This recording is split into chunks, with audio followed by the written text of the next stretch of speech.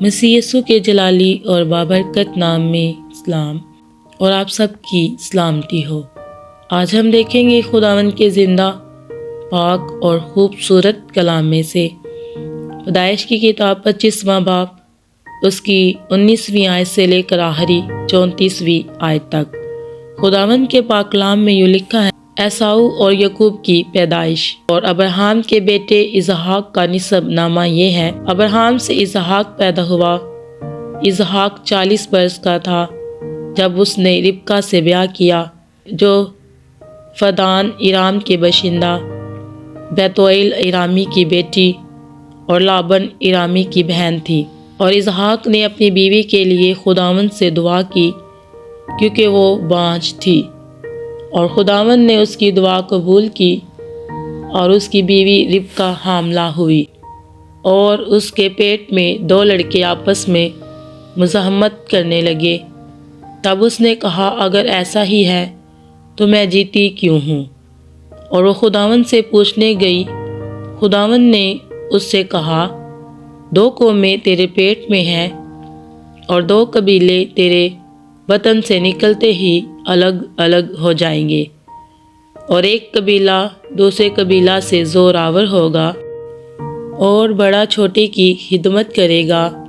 اور جب اس کے وضع حمل کے دن پورے ہوئے تو کیا دیکھتے ہیں کہ اس کے پیٹ میں توام ہے، اور پہلا جو پیدا ہوا تو سرخ تھا اور اوپر سے ایسا جیسے پشمینہ، اور انہوں نے اس کا نام عیساؤ رکھا۔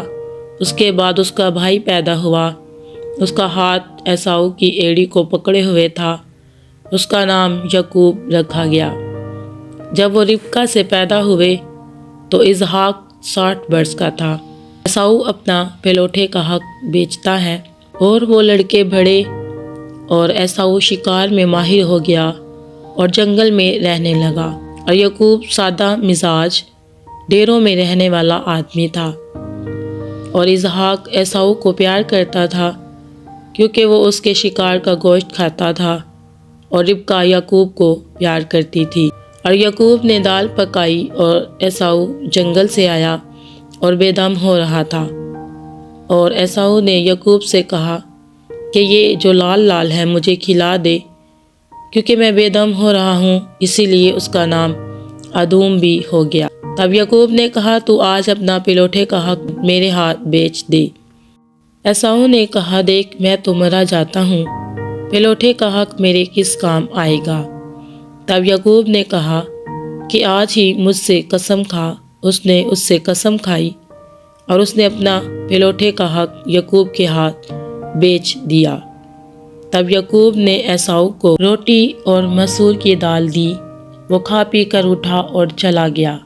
یوں عیساؤ نے اپنے پلوٹے کے حق کو ناچیز جانا۔